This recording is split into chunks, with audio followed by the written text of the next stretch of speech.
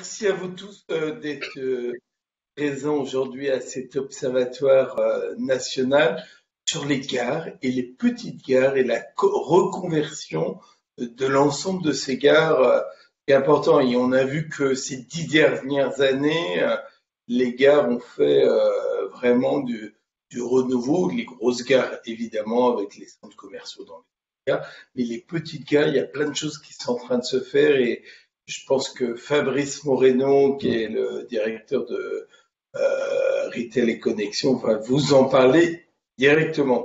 Je laisse la parole donc à Renaud pour lancer l'observatoire.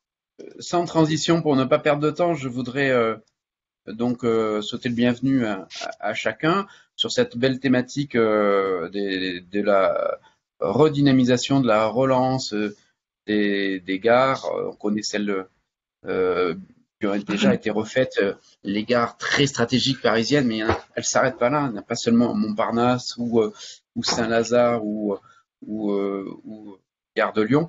Donc on a aussi beaucoup de villes en France qui sont concernées, villes de différentes tailles, où la gare va jouer un rôle clé à la fois, évidemment, dans le caractère initial qui est celui de la fonction de mobilité, de transport, pour le flux pendulaire ou les visites des touristes, par exemple, mais également aussi comme une entrée en plein cœur de la ville, d'un flux donc où les gens débarquent dans la ville. Donc c'est vraiment un apport en termes de dynamisation des centres-villes.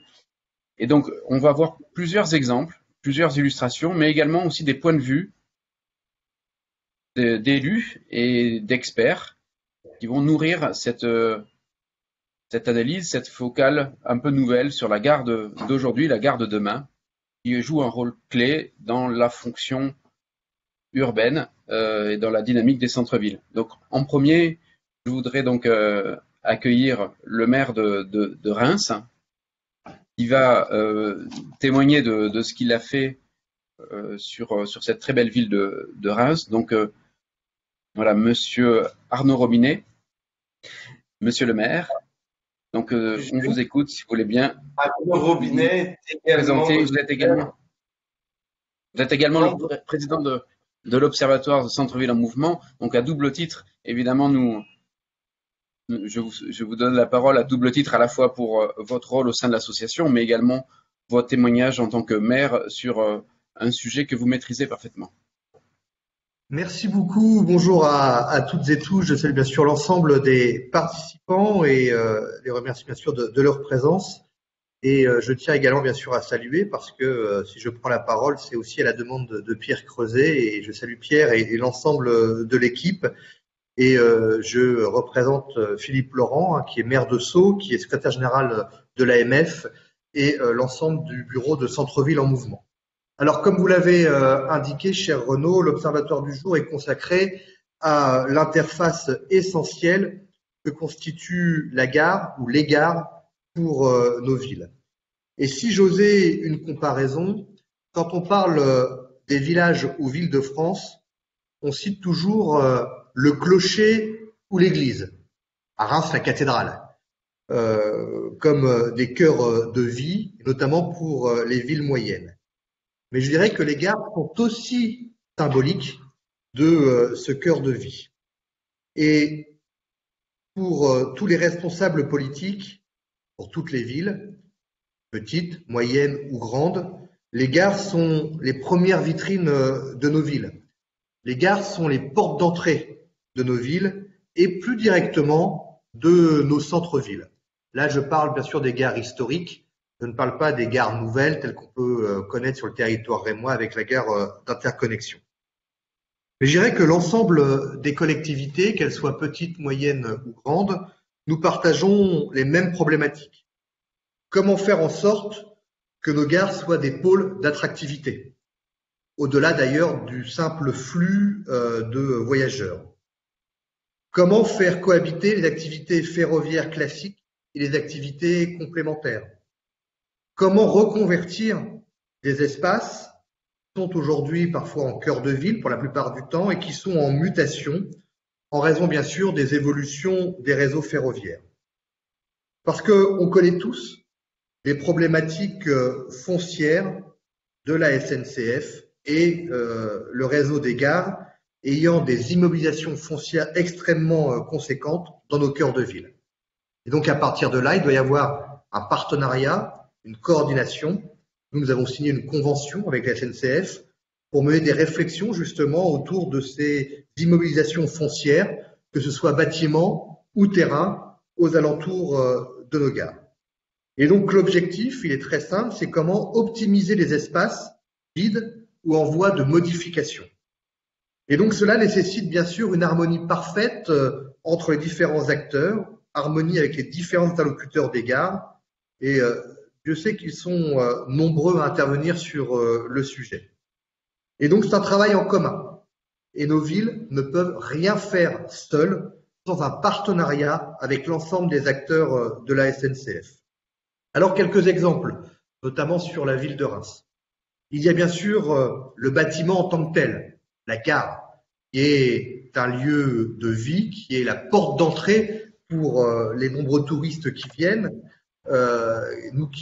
Cette gare est à 45 minutes de Paris, en plein cœur de ville, et donc nous devons bien sûr accompagner la SNCF pour que la gare en tant que telle soit un véritable lieu de vie, non pas, je dirais, qui accueille un simple flux de voyageurs. On sort du train, on traverse le hall de la gare et on se trouve dans le centre-ville. C'est déjà la première porte d'entrée. D'un point de vue touristique ou autre, nous devons bien sûr avoir des actions complémentaires avec les différents opérateurs, notamment à l'Office du tourisme par exemple. Mais il y a une autre problématique qui est l'espace foncier ou les immobilisations foncières de la SNCF. À partir de là, nous avons depuis 2014 signé une convention avec la SNCF justement pour travailler ensemble sur l'aménagement autour des gares. Deux exemples. Nous avons à côté, au pied de la gare de Reims, ce qu'on appelle l'ancien tripostal, propriété de la SNCF. Nous travaillons main dans la main avec les différents représentants de la SNCF pour accompagner cette transformation de ce secteur, notamment en termes de pôle d'échange multimodal et en termes peut-être de construction de bureaux ou autres. La SNCF est un acteur ô combien important sur ce secteur. Je pense que la SNCF ne peut pas agir seule, comme la collectivité ne peut pas agir seule. De la même manière, au niveau de ce tripostal, il y a une autre filière de la SNCF qui est ICF Immobilier, qui est un bailleur social, avec la présence de certains bâtiments, certains logements qui méritent des réflexions. Et là, quant à leur devenir, des bâtiments qui datent des années 60, 70, de la même manière, ce sont des négociations avec la SNCF. Et puis, autour de ces gares, il y a d'autres friches, notamment qui correspondaient à des activités plutôt commerciales ou de transport, de logistique. Je pense à ce que l'on appelait à l'époque les terrains dits CERNAM. Et donc là, nous avons mené, en termes de négociations avec la SNCF, alors bien sûr, la collectivité est devenue propriétaire du terrain, une transformation totale de ces friches SNCF. Il y a encore 5 ans, c'était des vieux hangars, en hyper centre-ville, des hangars désaffectés sur 7 hectares. Au moment où on se parle aujourd'hui, vous avez un complexe aqualudique, la construction d'une aréna, des bureaux, un hôtel, un logement. Mais je dirais que cette transformation, on n'aurait pas pu le faire seul. C'est-à-dire que nous avions dès le départ besoin de travailler avec la SNCF sur le devenir de ces friches et sur un peu l'aménagement le long des voies ferrées où se situe l'ensemble de ces friches. Et on a encore d'autres friches de la SNCF le long des voies ferrées et qui sont proches de la gare centre. Alors oui, il faut certes une volonté, il y a une volonté politique, mais il faut une volonté aussi partagée par nos interlocuteurs et par la SNCF. Ce qui est clair aujourd'hui, et là je reviens plus sur le sujet des gares et de l'immobilier en tant que tel, lorsque l'on voyage à travers le monde ou l'Europe, mais quand on regarde aussi les transformations et l'évolution des gares sur certaines grandes métropoles, on voit véritablement que les gares que l'on peut appeler les gares à la papa, c'est-à-dire symbolisées par son chef de gare ou autre, ont totalement évolué. Et que notamment dans la politique commerciale et de redynamisation de nos centres-villes, nous devons aujourd'hui intégrer ces gares avec une réflexion de véritables centres commerciaux. On y retrouve une multitude de services, C'est pas encore forcément le cas aujourd'hui à Reims, mais en tout cas dans certaines villes, on le voit. On y retrouve au-delà, bien sûr, de la presse, on y retrouve de la restauration, on peut y retrouver également une offre en termes de commerce, vestimentaire ou autre. Les gares sont devenues, ou vont devenir de véritables centres commerciaux. Et donc, de ce fait, pour trouver l'équilibre de l'offre commerciale sur un centre-ville ou un hyper-centre-ville, on ne peut pas travailler, je dirais, face à face. Nous devons travailler main dans la main pour avoir la meilleure façon d'intégrer ces nouveaux centres commerciaux dans l'offre commerciale de notre ville. Voilà en tout cas ce que je souhaitais partager avec vous. Et en tout cas, moi, je suis très intéressé de pouvoir entendre également peut-être l'expertise ou l'analyse d'autres élus, mais en tout cas d'autres professionnels qui sont ici présents pour cet observatoire. Merci beaucoup, Monsieur le maire. Donc, nous reviendrons peut-être sur votre témoignage à la fin, si le temps nous le permet. En tout cas, votre approche très intéressante ouvre largement le sujet et sur toute la richesse de ce potentiel des gares, mais également des aménagements qu'il peut y avoir autour dès lors qu'il y a de la réserve foncière. Et évidemment, comme vous l'indiquez, que des conventions sont signées avec la SNCF. Donc, beaucoup de choses semblent possibles pour dynamiser au travers de différentes fonctions comme le commerce, la restauration, le tourisme, les bureaux ou d'autres choses, pourquoi pas de la logistique, vous avez parlé de tri postal, etc. Donc il y a vraiment évidemment une richesse énorme avec cette réserve foncière possible à proximité des centres-villes, voire souvent dans le centre-ville. Ce qui va être intéressant maintenant, c'est d'évoquer peut-être aussi d'autres géographies, d'autres types de villes, petites et moyennes, qui ont des gares, parfois en centre-ville, parfois peut-être à proximité du centre-ville, et qui font l'objet aussi de ces réflexions. Donc j'appelle pour témoigner en deuxième témoignage de cet observatoire la responsable de Petites Villes de demain au sein de l'Agence nationale des territoires, donc la NCT, donc qui vient de lancer sous l'impulsion du ministre Jacqueline Gouraud, donc un dispositif pour les petites villes de moins de 20 000 habitants, donc qui complète le dispositif qui a été lancé il y a bientôt 3 ans, Cœur de ville, pour les villes moyennes. Et donc, j'appelle Madame Emmanuelle Lebris, chef de ce projet au niveau national, à venir apporter ses réflexions et sa vision des choses. Bonjour à tous, j'espère que vous m'entendez bien. C'est le cas ? Pas de problème. Très bien, merci. Donc oui, je remplace Juliette Auricoste, qui est la directrice du programme Petite Ville de demain. Je suis effectivement chef de projet et je l'accompagne avec l'équipe au déploiement du programme. On est dans une actualité tout à fait particulière puisque la sélection des villes bat son plein dans les territoires pour des annonces qui sont prévues dans les jours qui viennent et dans les semaines qui viennent.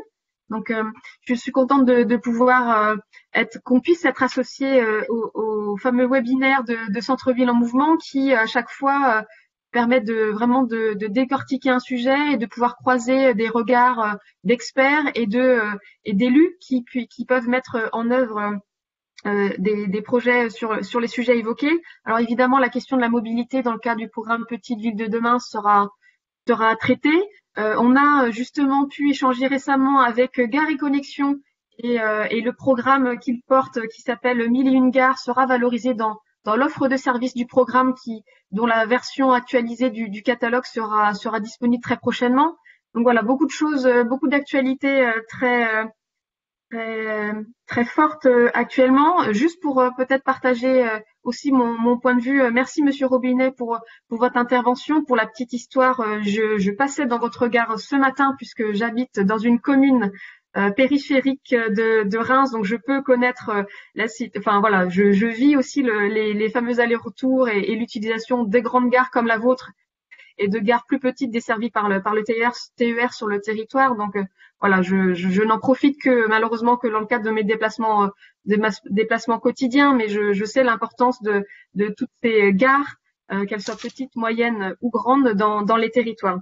Donc je vais pas faire plus long pour laisser la parole aux échanges justement et aux témoignages, mais merci encore d'associer le programme Petite Ville de demain à ces échanges-là. On saura aussi renouveler l'exercice dans un contexte de déploiement du club Petite Ville de demain dès l'année prochaine. On a prévu une réunion de travail dès la semaine prochaine avec les équipes de Centre-Ville en mouvement et on saura valoriser tout l'appui et tous les outils que l'association sait mettre en œuvre et valoriser auprès de l'ensemble des petites villes de demain, donc dès ce début de 2021. Je vous remercie. Bon échange. Merci, Madame Legris. Nous reviendrons également peut-être grâce aux échanges et aux questions qui seront posées sur le projet Petite Ville de demain. Moi, j'avais déjà une question que je peux déjà lancer, mais on l'abordera éventuellement si on a le temps.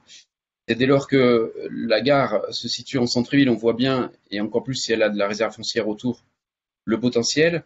En revanche, lorsqu'elle est en bordure de ville, en limite périphérie, donc c'est peut-être une autre stratégie. Est-ce qu'on va travailler sur un nouveau quartier s'il y a déjà les éléments pour au niveau résidentiel, au niveau des fonctions urbaines, pour en faire un quartier ou dynamiser un quartier autre que le centre historique, autre que le centre-ville?